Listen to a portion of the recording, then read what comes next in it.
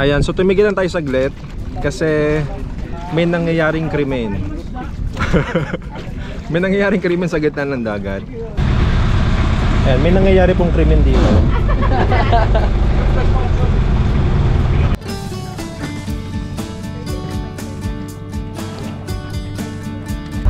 It's a new experience now kasi kami ay pupunta sa secret beach.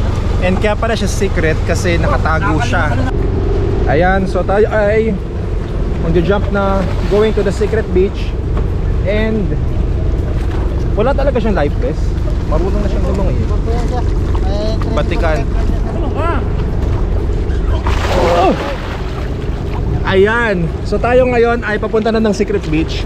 And the only way for us to go to secret beach ay lumangoy papasok. So ito yung mga kasama ko. Ayan. Ba't ang layo namin? Oh, ang lamig. So ang kailangan nyo lang dito ay waterproof bag. So yung aking bag na may nandun yung cellphone ko, nandoon yung pakawak naman. Nandoon yung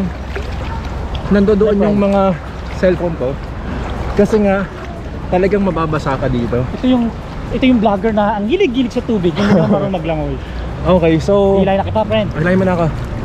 Hindi, hahawak na lang ako sa'yo. Lumangoy ka. Ayaw ko, mahirap din malakas ang alon. Ganun ba? Ayan, papasok na kami. Pero ang hirap pumasok. Halika na.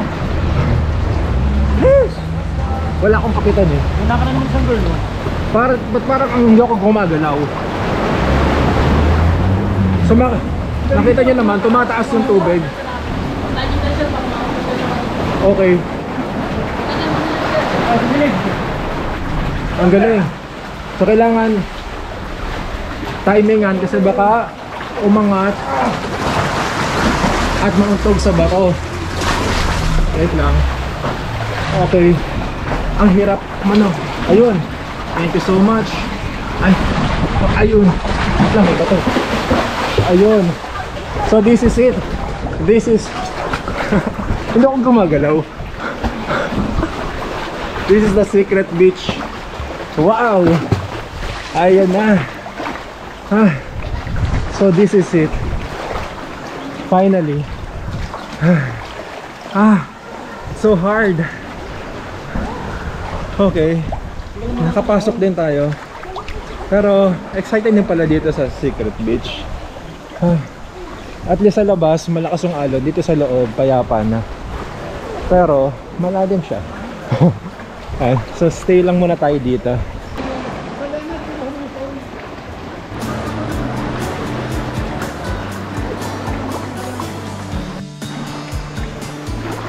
So ganito kalinaw dito sa secret beach. Ayan. Ang galing.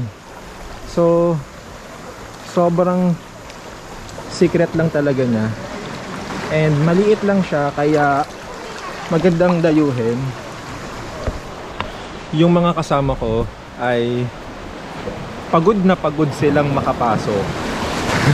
Alam nyo, kailangan hilahin ko pa sila sa loob para lang sila makapasok. Kaya kung pupunta kayo dito sa secret beach, kailangan hanggat maaari isama nyo ako para meron kayong tagahila at guide inside.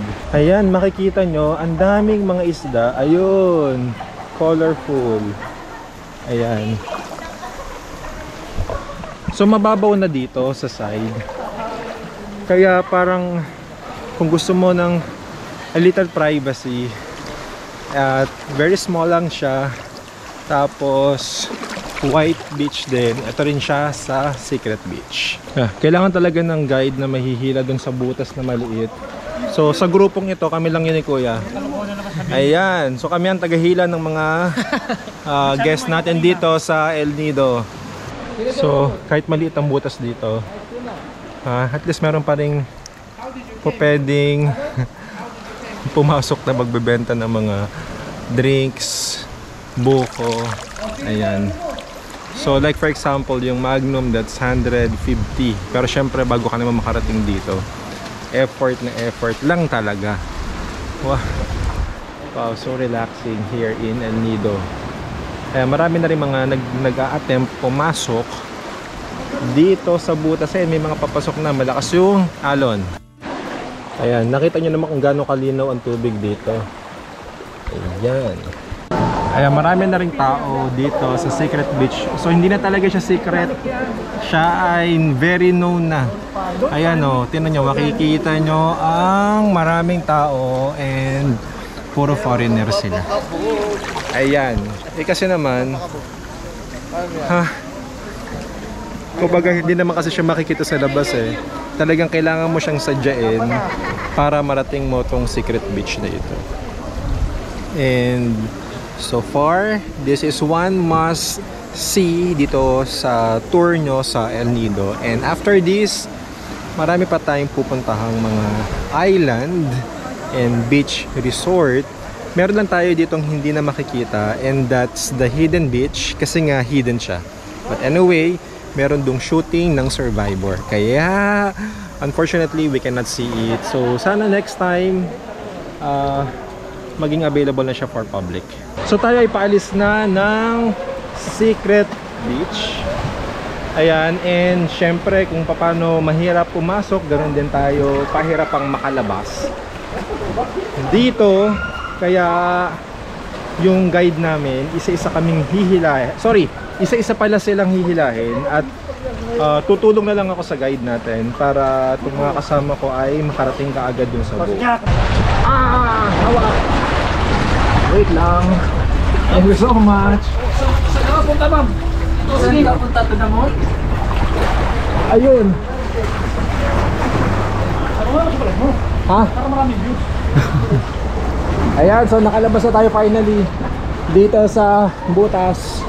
Etong kasama ko, ayan, mahilig yan doon sa butas. Ayan. So, eto, kailangan ko samahan tong kasama ko. Nakaw! Ako pa ba? Kasi pagod na. So, aray, humanap na ako ng rescue. Ito yung rescue namin tong boat. Kasi kailangan siyang madala na dun sa boat namin. Kasi medyo napagod siya at kailangan niya ng rescue. Actually, yun talaga ang role ko dito sa grupong ito. Tulungan talaga sila. Pero good thing na lang. Parang pagod na pagod. Eto, so masayang experience tong nandito sa El Nido. So ang ating next na pupuntahan ay ang Talisay Beach. But parang naghahang siya. Parang nasira na naman ng... Okay, so nandito kami ngayon sa Talisay Beach. Pero maraming mga beach dito. It's 1 PM and about to take our lunch.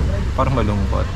Medyo mahaba-haba lang ang biyahe namin. So ito yung aming kakainin. So let's have a break and have our lunch. Ito yung lunch namin. Up.